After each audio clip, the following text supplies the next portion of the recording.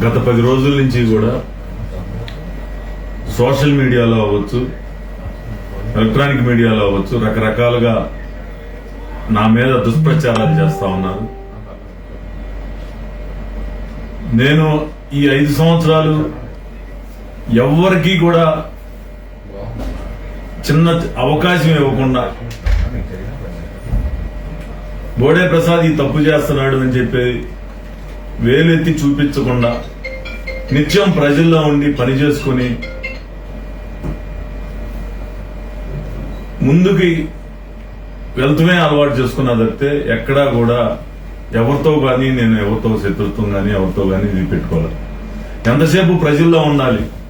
నారా లోకేష్ గారు ఒకటే చెప్పారు, మీరు నిత్యం ప్రజల్లో ఉండి పని చేసుకోండి, మీరు ప్రజల్లో గెలుస్తారు అనుకుంటే మీకు అవకాశం కల్పిస్తామని ఆ రోజు చెప్పడం, ఆ తర్వాత 14లో సీట్ ఇవ్వడం, మళ్ళీ 5 సంవత్సరాలు ఓడిపోయిన పట్టుదలతో అదే కృషితోటి పని చేసుకుంటూ మరుసటి రోజు నుంచే ప్రజల్లోకి వెళ్ళడం జరిగింది.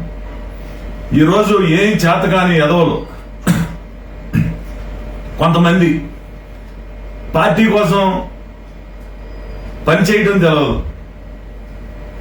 ఏదో ఒక విధంగా ఎదటివాడి మీద బురద చల్లి లబ్ధి పొందాలనే ఆలోచన తప్పితే, నేను ఛాలెంజ్ చేస్తున్నా, మీకు దమ్ము ధైర్యం ఉంటే ప్రజల్లోకి వచ్చి పనిచేసే దాని మీద పోటీ పడదాం, కానీ ఈ విధంగా ఎదుటి వ్యక్తి మీద నిజాయితీ ఉంది కాబట్టి నేను కోపంతో మాట్లాడుతున్నా.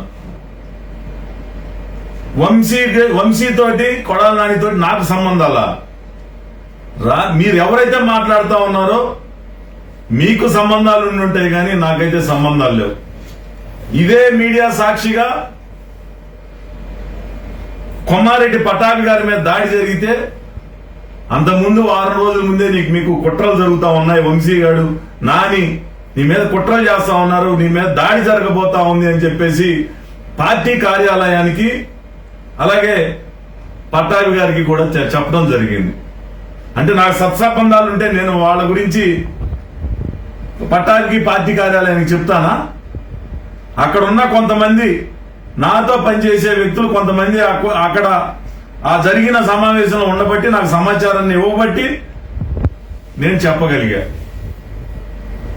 దాడి జరిగిన తర్వాత లైవ్ లో ఆ రోజు వాళ్ళ పేర్లతో సహా ఈ కుట్రలో ఎవరున్నారనేది కొడాల నాని వల్లభనేని వంశీ ఉన్నారని చెప్పేసి నేను ప్రకటించడం జరిగింది. అంటే నేను నాకు వాళ్ళతో అంటకాగితే నేను వాళ్ళ పేర్లు చెప్తానా? అంటే నేను అంత అమాయకున్నా? నేను ఒకటే చెప్తున్నా, మీకు ఏదైనా ద్వేషం ఉంటే ఎదురుగా వచ్చి దాడి చేయడం నేర్చుకోండి, కానీ ఈ విధంగా బురద చల్లే కార్యక్రమం అనేది మానుకోండి. నిజంగా మీకు పోటీ చేయాలో లేకపోతే నా మీద ద్వేషంతో నా మీద బురద చల్లాలో అనుకుంటే అది వేరే విధంగా తీర్చుకోండి తప్పితే అధిష్టానానికి తప్పుడు సంకేతాలు పంపించడం. నా పిల్లల మీద ప్రమాణం చేసి చెప్తున్నా, నేను కొడాల నాని అనే వ్యక్తిని ప్రత్యక్షంగా ఈ 5 సంవత్సరాల్లో ఒక్కసారి కూడా చూడాల, ఒక్కసారి కూడా ఫోన్లో మాట్లాడాల. వల్లభనేని వంశీతోటి ఒకసారి పెళ్లిలో కలవటం జరిగింది, 1-2 సార్లు ఫోన్లో మాట్లాడటం జరిగింది. అది కూడా అతను నాకు కాల్ చేస్తే నేను ఎన్నోసార్లు చెప్పా, భువనమ్మ గారి మీద దాడి జరిగినప్పుడు నువ్వు నోరు పారేసుకున్నప్పుడు నీ సర్వస్వం కోల్పోయావు, నువ్వు చేసిన తప్పు వెనక్కి తీసుకోలేని తప్పు చేశావని చెప్పేసి నేను మెసేజ్ పెట్టడం జరిగింది. 2019లో నేను ఆర్థికంగా కొద్దిగా ఇబ్బందులు ఉన్నా ఒక చిన్న పని చేయమని చెప్పి వంశీకి ఫోన్ చేస్తే నాకు ఆ పని కూడా చేసి పెట్టలేకపోయాడు. 1-2 సార్లు ఫోన్ చేస్తే ఇసుక్కున్నాడు. ఆ రోజు నుంచి కూడా ఈ రోజు వరకు ఎవరైనా ఫోన్ చేస్తే అతను శత్రువు, నాకు ఈ పార్టీలో లేని వ్యక్తి నాకు స్నేహితుడు కాదు అని చెప్పి మగతనంగా చెప్పిన వ్యక్తిని ఈ విధంగా నా మీద దుష్ప్రచారాలు చేసి మీకు ఏదైనా లబ్ధి పొందాలి అని ఉంటే నేనే వచ్చి అధిష్టానం దగ్గర చెప్తాను కావాలంటే. కానీ నిత్యం ప్రజల్లో ఉండే వ్యక్తి మీద ఈ విధంగా బురద చల్లడం అనేది నిజంగా ప్రజలు ఏదో ఉందేమో అనుకునే భ్రమలో కల్పించే విధంగా మీరు మాట్లాడుతూ ఉన్నారనంటే నేను ఇంక ఏ విధంగా మిమ్మల్ని దూషించాలో కూడా నాకు అర్థం కావట్లా. నేను ఏ రోజు కూడా ఏ వ్యక్తిని సంస్కారహీనంగా నేను మాట్లాడలా. సంస్కారహీనంగా మాట్లాడే సంస్కృతి నాకుంటే కొడాల నాని మీద మాట్లాడతాను, వల్లభనేని వంశీ మీద మాట్లాడతాను, మీ మీద కూడా మాట్లాడతాను.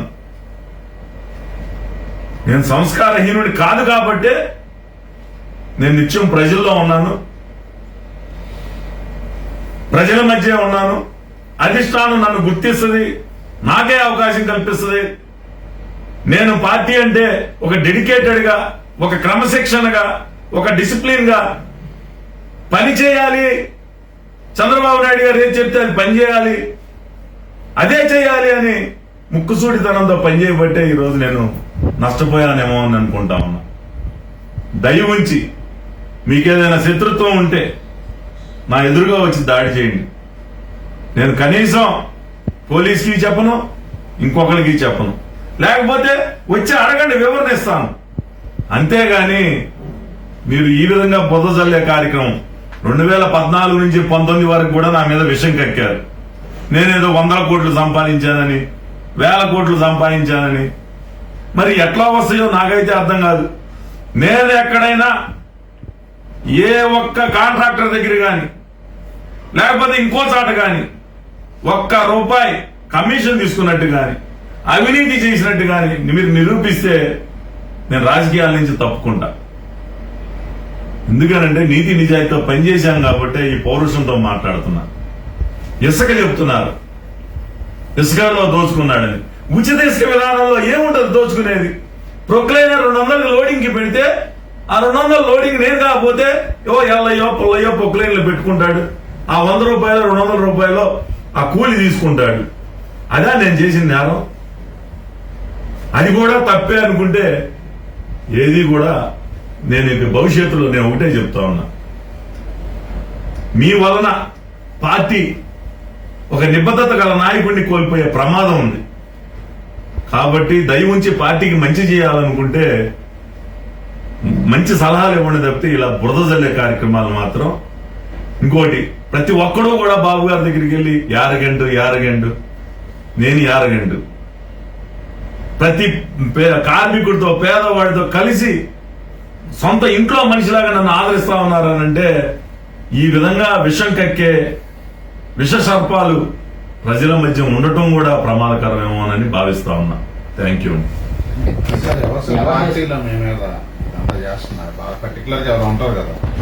ఇది నేనైతే వైసీపీలో వాళ్ళు కూడా నన్ను ప్రేమిస్తారు. ఎందుకనంటే నేను ఎవరి మీద వ్యక్తిగతంగా కక్ష సాధింపు చర్యలు కానీ ఏం కానీ చేయను. ఎవరైనా నా దగ్గరకు వస్తే పని చేయగలను తప్పితే నేను ఎప్పుడూ కూడా చూడలా. ఇది సొంత పార్టీలో కొంతమంది శత్రువులు, ఏది బోడే ప్రసాద్ ఎదగటం ఇష్టం లేక, నాకెవరు గాడ్ ఫాదర్ లేరు. నేను ఎంతసేపు పని అని చెప్పి ముందుకెళ్తుందని నేను చూసుకున్నా తప్పితే నా అనుమానాలు ఈ విధంగా గోతులు తీస్తున్నారు అనేది నేను ఏ రోజు కూడా భావించలా. కొంతమంది అది ఇప్పుడు కాకపోతే 2వ రోజు బయటపడుతుంది, వాళ్ళ యొక్క విజ్ఞతకే వదిలేస్తా ఉన్నాను. అయ్యి ఉండొచ్చు, లేకపోతే వేరే నియోజకవర్గం వాళ్ళు నా మీద ఏం చెప్తారు. నేను ఒకటే చెప్తా ఉన్నా, యారగంట అంటారు. నేను ఎవరో దారి వెళ్తున్న తెలవని వ్యక్తిని మాట్లాడటం నాకు అలవాటు లేదు. తెలిసిన వ్యక్తుల్ని మాత్రం చాలా మర్యాదగా అందరినీ, నేను ఒక పనిలో ఉంటే ఆ పని తప్పితే 2వ మనిషి కనపడ్డా నాకు. ఆ విధంగా నేను ఒక డెడికేటెడ్ మైండ్ తో పనిచేస్తున్నాను కాబట్టి నేను ఒకవేళ ఎవరన్నా పలకరిగిపోతే అది కూడా యారగంట అనుకుంటే మాత్రం అంతకన్నా దురదృష్టం ఉండదు. నేను ఈరోజు ప్రజల్లోకి సైకిల్ వేసుకుని నడిచే, లేకపోతే ఒక ఇంట్లో మనిషిలాగా పనిచేస్తున్నానంటే అది అహంకారం అంటే నిజంగా దురదృష్టం. ఇది ఏ మనిషి కూడా తట్టుకోలేడు. సీటు రావచ్చు, సీటు రాకపోవచ్చు. నేను కనుక అహంకారం లేకపోతే నేనేదో తప్పుడు పనులు, నేనెవరితోనో అంటకాగుతున్నాను, కార్యకర్తలను అడగండి, నియోజకవర్గంలో కార్యకర్తలను అడగండి, నాయకులను అడగండి. వాళ్ళే అంటారు, ఏంటంటే ఒక మాటే కదా, అవతల పార్టీ అని ఒక మాట అనొచ్చు కదా, మన ఏం పోయిందని. అంటే ఎందుకో నా మనసు మనస్కరించక నేను వాళ్ళని పలకరింది తప్పితే, నేను నా పార్టీ సొంత పార్టీయే, తెలుగుదేశం పార్టీ అయితేనే మన వాళ్ళుగా నేను గుర్తిస్తాను తప్పితే ఇంక ఎదుటి పార్టీ వాళ్ళని గుర్తించకపోవడం వల్లనే, నేను మాట్లాడకపోవడం వల్లనే ఇలాంటి సమస్యలు నాకు ఏమైనా వచ్చినాయేమోనని ఇప్పుడు ఆలోచిస్తా ఉన్నా. సార్ ఇప్పుడు మీరు కుటుంబ సభ్యులతో పాటు ప్రచారం చేస్తున్నారు, టికెట్ ఇచ్చినా ఇవ్వకపోయినా నాకు ఓటు వేయండి అని అడుగుతున్నారు. అంటే మీరు మీ కార్యాచరణ ఏంటి సార్? అంటే టికెట్ రాకపోయినా మీరు పోటీలో ఉంటారా? నేను అట్లా టికెట్ వచ్చినా రాకపోయినా లేదు.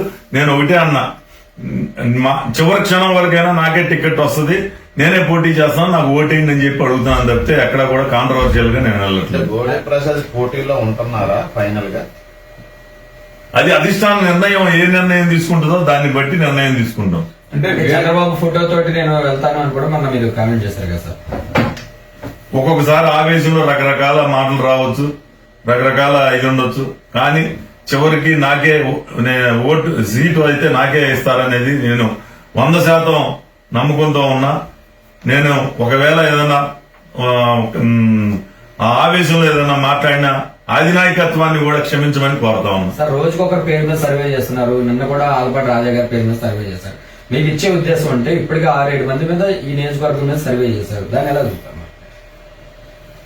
ఇప్పుడు ముఖ్యమంత్రిగా చంద్రబాబు నాయుడు కావాలి అంటే ఒక బలమైన అభ్యర్థిని ఎతకాలి.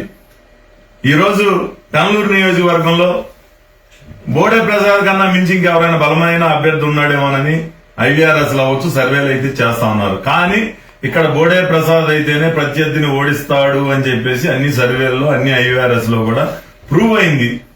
తప్పేముంది దాంట్లో? నేను తప్పుగా భావించినట్లయితే మొదటి రోజునే ఎవరో పేరు పెడితేనే నేను ఏంటి ఇట్లా నన్ను అవమానించారని మాట్లాడతాను. నేను అవమానంగా తీసుకోవట్లా. ఈరోజు నాతో కంపేర్ చేసి ఇంతమందిని కంపేర్ చేస్తారంటే నేను గర్వంగా ఫీల్ అవుతా ఉన్నా. అంటే కాదు వేరే వాళ్ళకి ఇస్తే ఇక్కడ మీరు సపోర్ట్ చేస్తారా లేకపోతే వ్యతిరేకిస్తారా ఏంది? అది నాకే వస్తుంది. నేను అంటుంటప్పుడు ఇక నేను సపోర్ట్ చేస్తారనేది ఈ రోజు అభ్యర్థిగా నేనే పోటీ చేస్తున్నాను, నేనే ఉంటున్నాను ఇక్కడ. అంటే పక్క జిల్లాలను కూడా తీసుకొచ్చి ఇక్కడ IVRS నిర్వహించడాన్ని ఎట్లా చూస్తారు? మీరు లోకల్ క్యాండిడేట్ కదా. ఇప్పుడు ఒక మాజీ మంత్రి 4-5 సార్లు శాసనసభ్యుడిగా పనిచేసిన మనిషి, మరి ఒకవేళ ఆయన కూడా ఇక్కడ ఏమన్నా బలంగా ఏమన్నా ప్రజల్లో ఉన్నాడేమో అని పరీక్ష IVRS లో అడుగుతా ఉన్నారు. దాంట్లో తప్పేముంది? మీకైనా అధిష్టానం నుంచి అన్న మళ్ళీ మీరు వెళ్ళి కలిసి వచ్చిన తర్వాత ఎవరైనా టచ్ లోకి రావటం చాలా పాజిటివ్ గా ఉంది. 100% నాకు అనౌన్స్ అవబోతా ఉంది. అంటే మొన్న కాల్ చేసి మీకు లేదు అని చెప్పారు కదా, ఆ తర్వాత మళ్ళీ పరిణామాలు మారినాయి అంటారా? ఎంక్వైరీ చేసుకున్నారు. ఇక్కడ ఎవరు బాగా ఇది ఉన్నారో పార్టీ నిర్ణయించుకుంది, దాని ప్రకారమే నిర్ణయం వస్తుందని నేను భావిస్తాను. ఒకవేళ సపోజ్ మీరు కాకుండా వేరే వాళ్ళు ఎవరైనా ఇస్తే వాళ్ళకి సపోర్ట్ చేస్తారా లేకపోతే ఏంటి మీ భవిష్యత్ కార్యాచరణ? పూర్ణ గారు కాంట్రవర్షియల్ గా అవుతుంది. ఇంకా అంటే మొదలు చెప్పింది వంశీ గారితో పడాల నాని గారితో అది కేవలం ప్రచారమైనా అలాంటి దాని గతంలో ఏమైనా జరిగిందా సార్? అంటే నా దృష్టిలో పెట్టిన టికెట్ ఇవ్వలేదని అనుకుంటున్నాను. నేను ఎమ్మెల్యేగా ఉన్నప్పుడు బోండా అమ్మ, వల్లభనేని వంశీ, బోడే ప్రసాద్ ముగ్గురు ఒక బెంచ్ లో కూర్చునే వాళ్ళం, స్నేహితులుగా ఉన్నాం. ఏ రోజైతే పార్టీ మారే ముందు రోజు కూడా చింతమనేని ప్రభాకర్ జైల్లో ఉంటే పరామర్శించడానికి వెళ్ళినప్పుడు కూడా వల్లభనేని వంశీ అన్నం తినేవాడు ఎవడో కూడా ఆ పార్టీలో వైసీపీలో చేరాడని చెప్పి మేమందరం కూడా ఆ ప్రెస్ మీట్ లో ఉన్నాం. అతను వెళ్ళిపోయాడు. ఆ రోజు నుంచి బోండా నేను అతనితో ఏ రోజు కూడా ఫోన్ లో మాట్లాడతాం గానీ, కలిసి కూర్చోవటం గానీ, ఈ పార్టీలో వచ్చి ఏ మనిషి అయినా చూశాడా ఎక్కడైనా? దమ్ముంటే చెప్పమను. నేను పిల్లల మీద ప్రమాణం చేసి చెప్పా కదా.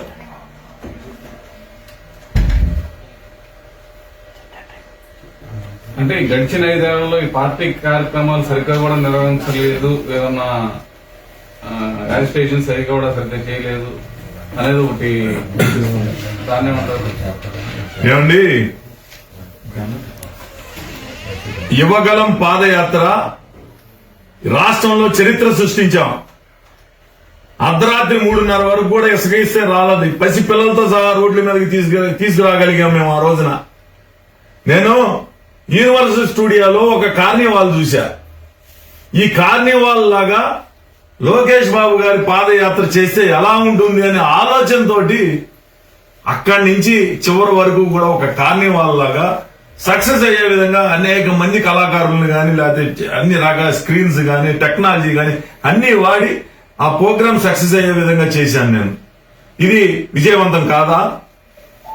ఈ రాష్ట్రానికి ఇదేం కర్మ అని చెప్పి స్టేట్ పార్టీలో పిలుపునిస్తే అక్కడి నుంచి ఫోన్ చేసి ఇదేమి కర్మ మా పెనమలూరికి అని చెప్పి యనమలూరు బ్రిడ్జి దగ్గర నేను ధర్నా చేసిన కార్యక్రమం రాష్ట్ర వ్యాప్తంగా సంచలనం సృష్టించలేదా? చంద్రబాబు నాయుడు గారు మచిలీపట్నంలో ప్రోగ్రాం పెడితే చంద్రబాబు నాయుడు గారికి వెళ్తున్నారు స్వాగతం పలకండి అని అంటే అక్కడ 7ంటికి మచిలీపట్నం వెళ్లాల్సి వస్తే నా నియోజకవర్గం మధ్యాహ్నం 3 గంటలకు ప్రారంభమైన రోడ్ షో రాత్రి 9 గంటల వరకు పోలింగ్ లో పెనమలూరు నియోజకవర్గంలో నడిచింది విజయవంతం కాదా?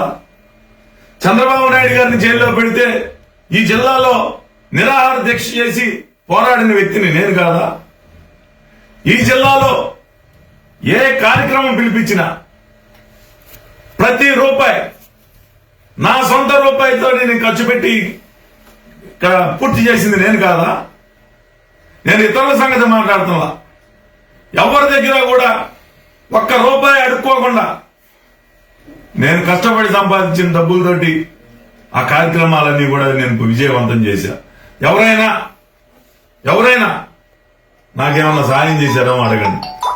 ఏదైనా ఒకటి ఇస్తే కొద్ది గొప్ప చేశారు తప్పితే ఏ రోజు కూడా నా సొంత డబ్బులతో నా కార్యక్రమాలన్నీ కూడా నేను విజయవంతం చేశాను తప్పితే ఈ రోజు పెనమలూరు నియోజకవర్గంలో తెలుగుదేశం పార్టీ కంచుకోటగా ఉందంటే చంద్రబాబు నాయుడు గారు ఏ పిలిపిస్తే ఆ పిలుపు విజయవంతం చేశాను కాబట్టే ఈ రోజు పార్టీ పెనమలూరు నియోజకవర్గంలో కంచుకోటగా తయారైందని నేను భావిస్తా ఉన్నా. అంటే కార్యకర్తల మీద కేసులు పెడితే అప్పటికప్పుడు మనం వదిలేసి మీరు విదేశాలు వెళ్ళిపోయారు అనే టాక్ కూడా నడుస్తుంది సార్. నా సొంత కొడుకండి జైల్లో ఉంది. నా సొంత కొడుకు మా ఆఫీసులో ఉండే 10 మంది కుర్రాళ్ళండి.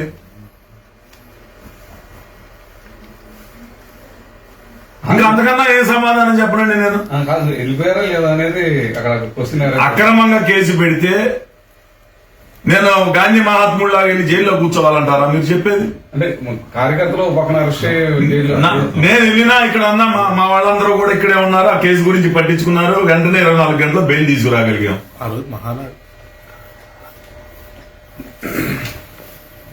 అప్పటికే ఆస్ట్రేలియాలో నాకు ప్రోగ్రామ్ ఉంది, టికెట్లు బుక్ అయి ఉన్నాయి కాబట్టి నేను వెళ్ళాను.